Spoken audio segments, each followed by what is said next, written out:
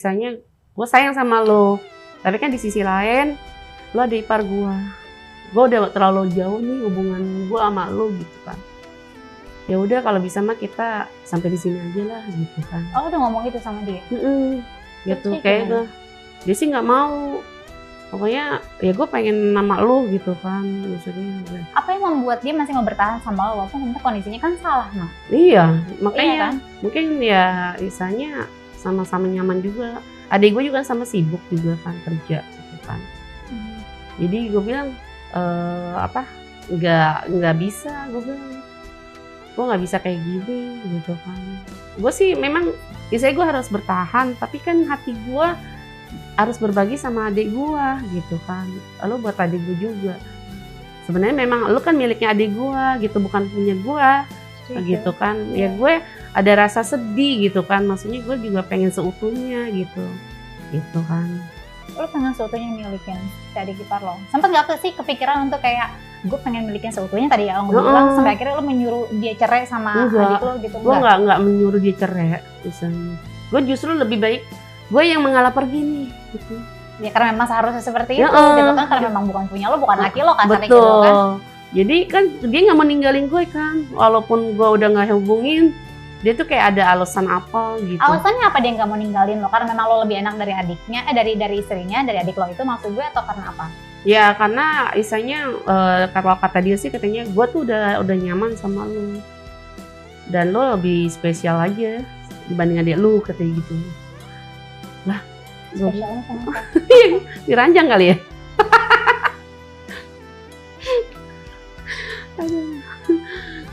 Tapi pernah nggak sih lo nanya sama si adik ipar lo, lebih enak mana gue atau adik gue gitu? Dia bilang sih gue gitu kan. Misalnya lo lebih spesial aja dibanding adik lo gitu kan. Kalau gue harus milih sih mending gue milih lo katanya adik ipar gitu kan. Tapi kan gue nggak mungkin dong hancurin rumah tangga adik gue kan. Jangan dong, Ma. Aduh. Makanya gue bilang, enggak lah, gue nggak mau. Kalau emang lo nggak mau ninggalin gue, ya udah gue yang pergi. Karena kita kan melupakan seseorang itu kan nggak bisa bertatakan terus kan, bertemu terus apalagi kan, nggak bakal bisa hilang gitu. Jadi otomatis gue harus pergi gitu kan. Gitu. Pokoknya lo jangan sampai ganggu gue. Kalau misalkan lo masih ganggu gue, ya istilahnya apa? Gue akan berbuat sesuatu gitu sama lo gitu kan. Gue nggak mau sampai apalagi ya hancurin adik gue gitu kan. Lo secara nggak langsung gue udah menghancurkan adikku sendiri. Betul, secara tidak langsung sebenarnya kalau adik gue tahu kan gitu kan, dengan kejadian kayak gitu aja sebenarnya yang pertama kali kan gitu udah kayaknya gimana gitu, tapi malah gue lanjutin di luar dari itu kan. Gitu.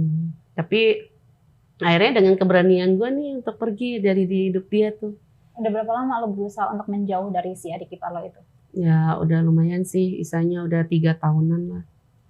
Gitu. Oke, tapi dia masih berusaha untuk?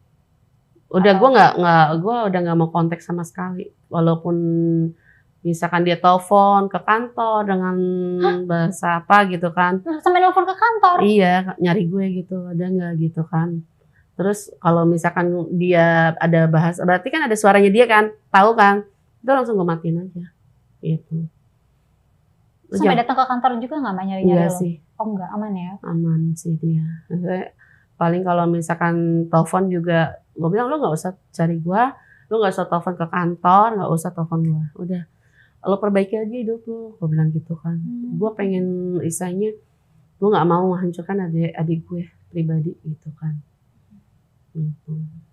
Ya jangan lama maksud gue gini, kalaupun iya gitu kan, kalaupun memang lo butuh seseorang, Mbok Yo mending yang lain gitu kan, cari orang lain, jangan sampai itu, ya kan adik kandung sendiri, Mak. Iya. Kebayang gak sih masih kalau dibalikin gitu posisinya, lo punya suami, tapi suami lo dicobain juga sama adik kandung lo sendiri gitu kan? Kesel ya?